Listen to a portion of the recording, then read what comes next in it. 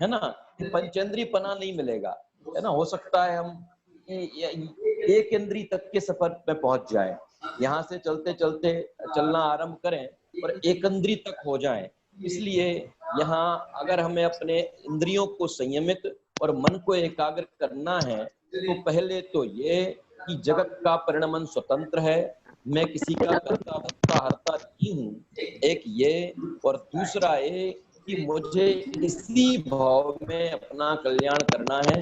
अगर ये अवसर मेरे से चूक गया तो फिर क्या होगा। जब ये वाली बात है, मैं भी उदाहरण देके आपको बात कर रहा था ना कि वो बालक जो सामने टीचर पढ़ाते हैं उनकी बात को सुनने वाले टाइम पर वो जब अपने आप से ये कमिटमेंट करता है कि ये जो टीचर हमें पढ़ा रहे हैं, अगर 5 मिनट के लिए भी हमारा उपयोग इधर से उधर हुआ और इन्होंने जो बात पढ़ाई है वो बात अगर हम नहीं सुन पाए तो हमारे इस पूरे के पूरे चैप्टर का विषय हमारे ख्याल में नहीं आएगा। और अगर एग्जाम में इसी चैप्टर में से पूछ लिया गया तो हम अपने दूसरे साथियों से बहुत पीछे हो जाएंगे, हमारा वर्ष बिगड़ सकता है, जीवन बिगड़ सकता है।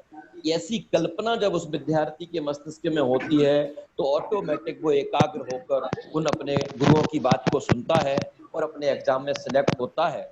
ऐसे ही यहाँ कि हम अपने आचार्यों की बात को इतनी एकाग्रता से तभी सुन पाएंगे जब हमें अपनी इस मनुष्य भाव की दुर्लभता का ख्याल आएगा। ये जो 5 इंद्रियां भी हमें आज मिली हैं, इन 5 इंद्रियों को संयमित करके अपने स्वरूप को जानने के निमित्त से आज हमें ये सब अनुकूलताएं बनी हैं। अगर आज हम अपने स्वरूप को नहीं जान पाए, आज इतनी अनुकूलताओं के बीच में हमने अपनी इंद्रियों को संयमित नहीं किया तो देव गति में संयम है नहीं, है ना। नरक गति में संयमी हो नहीं सकता। त्रियंच गति का त्रियंच केवल देश संयम धारण कर सकता है, लेकिन कब, बहुत दुर्लभ है। आज हम मनुष्य हैं, हमें पूर्ण संयम धारण करने का अवसर है। इसलिए आचार्य देव ने हमें यहाँ संबोधित करते हुए कहा कि अगर तुम्हें आत्मा को जानना है ना, तो शेयर करें। आत्मा को जानने के लिए एक कार्य कौन सा करना पड़ेगा। आत्मा को जानने के लिए एक कार्य तो मन को एकाग्र करना पड़ेगा और दूसरा कार्य क्या करना पड़ेगा कि इंद्रियों को संयमित करना पड़ेगा। ठीक है, फिर क्या कह रहे हैं, आत्मवान पुरुष को अपने वश में करना पड़ेगा, आत्मनि, आत्मा में, नहीं लग रहा है, आत्मा में, आत्मा में।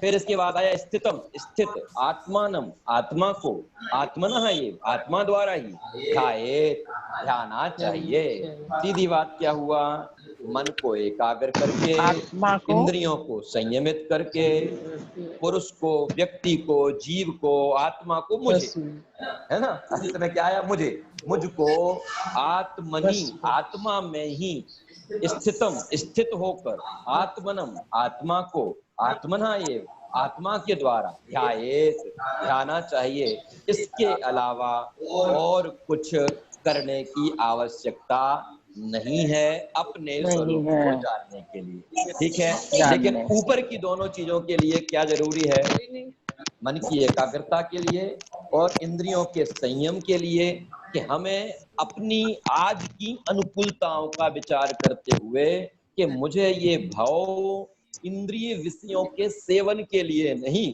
अपितु इंद्रियों को संयमित करके अपने स्वरूप को जानने के लिए मिला, है ना। अपने स्वरूप को जानने के लिए मिला है। क्यों, उसको जानने से क्या होगा कि उसको जानने से उसकी पूर्णता जब प्राप्त होगी तो लोकालोक जानने में आएगा, अनंत सुख की प्राप्ति होगी, है ना।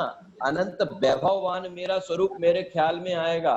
इस तरीके से, है ना, इस तरीके से इस श्लोक के माध्यम से आचार्य देव ने शिष्य के उस प्रश्न का जवाब दिया जिस प्रश्न में शिष्य ने एक कहा था कि वो आत्मा जब इतना वैभववान है, 21वें श्लोक के माध्यम से जो बताया था कि इतना वैभववान है ना, तो फिर उसको हम जाने कैसे। तो उन्होंने हमको कहा कि तुम चेतसा एकाग्रत्वेन, मन की एकाग्रता से, करण ग्रामम संयम्य, 5 इंद्रियों को संयमित करके, आत्मवान अर्थात पुरुष, आत्मा, जीव, मैं खुद आत्मा में स्थित होकर आत्मा को आत्मनः एव, आत्मा द्वारा ही ध्यायेत, ध्यानात चाहिए।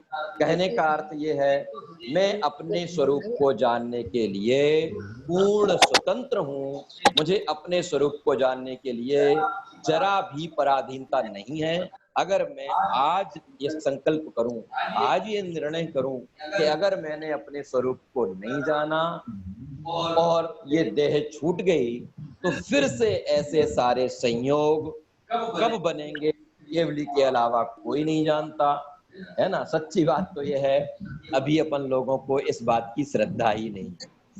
अभी अपन लोगों को अपन को अपने ये जो लौकिक कार्य हैं, इन लौकिक कार्यों की तुलना में अपने स्वरूप को जानने का कार्य कितना 1000वें भाग तक अनिवार्य नहीं लगता। तो 1000वें भाग तक ये अनिवार्य नहीं लगता, तो एकाग्रता कैसे होगी? सोचो, एकाग्रता कैसे होगी? फिर मन एकाग्र कैसे होगा? इंद्रियां संयमित कैसे होंगी? और जब ये ख्याल में आएगा कि अभी नहीं जाना है, यदि अवसर चूका तो भव पछताएगा, है ना। यदि अवसर चूका तो भव पछताएगा। जब हम नरक गति में थे ना, तो उस समय हम जब वहां की प्रतिकूलताएं होती थी, वहां अन्य नारकियों के द्वारा हमें प्रताड़ित किया जाता था, तब हमने क्या संकल्प किया था? नरक गति में भाव न भाई, मानुष तन को पाने की। जब नरक गति में थे और वहां की प्रतिकूलताओं को देखा, तो क्या भावना भाई कि एक बार ये मनुष्य तन मिल जाए, मैं अपनी मन की एकाग्रता पूर्वक 5 इंद्रियों को संयमित करते हुए अपने स्वरूप को जाने बिना दम नहीं लूंगा। ऐसा वहां संकल्प लिया था। लेकिन आज जब यहाँ संगी पंचेंद्रिय मनुष्य बना और सर्व अनुकूलताओं के बीच में आया, तो वो सब कुछ भूल गया। उसे वो लौकिक अनुकूलताएं, लौकिक वैभव तो वैभव लगने लगा। मैं अनंत गुणों का स्वामी हूँ, केवल ज्ञान स्वभावी हूँ, है ना, लोकालोक को जानने वाला हूँ, और किसके द्वारा? अपने स्वयं के द्वारा ही जानता हूँ। जब ये अपन के ख्याल में नहीं आया, तो फिर मन की एकाग्रता बहुत कठिन है, इंद्रियों का संयमित होना बहुत कठिन है। इसलिए आचार्य देव ने बहुत छोटी सी बात की, है ना, चेत सह एकाग्रम, मन को एकाग्र करके। और दूसरी बात क्या? मन को एकाग्र करने के बाद क्या? करण ग्रामम संयम्य, इंद्रियों को संयमित करके। ये मनुष्य, ये पुरुष, ये जीव, ये आत्मा में खुद अपने में स्थित होकर अपने को अपने द्वारा ध्यान करूंगा, ध्याऊंगा, तो मैं अपने स्वरूप को प्राप्त कर लूंगा। अर्थ पढ़ता हूं एक बार, फिर अपन विराम लेंगे। आज एक ही श्लोक है, कल से फिर पुनः 2-2 श्लोक चलेंगे। कल अपनी 2 क्लासेस होंगी, फिर परसों से अपना विषय, कल अपन जब अंतिम क्लास करेंगे तो अपन आगे की क्लास के बारे में बात कर लेंगे, है ना, कि आगे जब तक ग्रंथ पूरा नहीं होगा तब तक अपनी ये क्लासेस चलती रहेंगी, लेकिन एक चलेगी, है ना। सोमवार से अपनी केवल दोपहर वाली क्लास चलेगी। उसमें अपन लोगों को यही समय रखना है या 10-20 मिनट आगे पीछे करना है। जो भी होगा वो अपन कल अंतिम क्लास में, शाम वाली क्लास में डिस्कस कर लेंगे। चलो एक बार मैं अर्थ पढ़ता हूँ। मन की एकाग्रता से इंद्रियों को वश में कर भ्रष्ट कर दी है स्वच्छंद वृत्ति जिसने, माने मन का स्वच्छंद विचरण जिसने नष्ट कर दिया है, इंद्रियों की स्वच्छंदता को जिसने नष्ट करके अपने बस में कर लिया है, ऐसे पुरुष अपने में ही स्थित अपने को अपने ही द्वारा ध्यावें, तो उन्हें अपने स्वरूप की प्राप्ति हुए बिना नहीं रहेगी। ये यहाँ इन्होंने हमको इस श्लोक के माध्यम से बताया। एक बार पुनः मैं श्लोक पढ़ता हूँ, फिर अपन विराम लेंगे। संयम्य करणग्राम एकाग्रत्वेन चेतसः आत्मानमात्मवान् ध्यायेत् आत्मनैवात्मनि स्थितम्। बोले सभी लोग एक बार।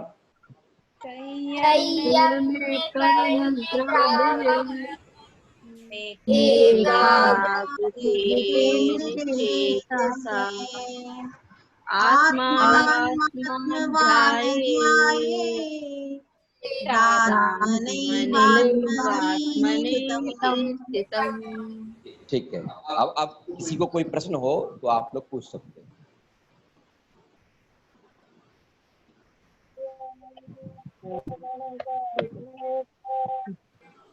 है क्या किसी को कोई प्रश्न? किसी को कोई प्रश्न नहीं है? चलिए ठीक है। सुशीला जी कोई प्रश्न है क्या आपका? नहीं, बहुत अच्छा से क्लियर किया आपने। कल मिलते हैं अपन लोग दोपहर में 3:15 बजे आगे के श्लोकों के साथ। एक साथ बोलिए।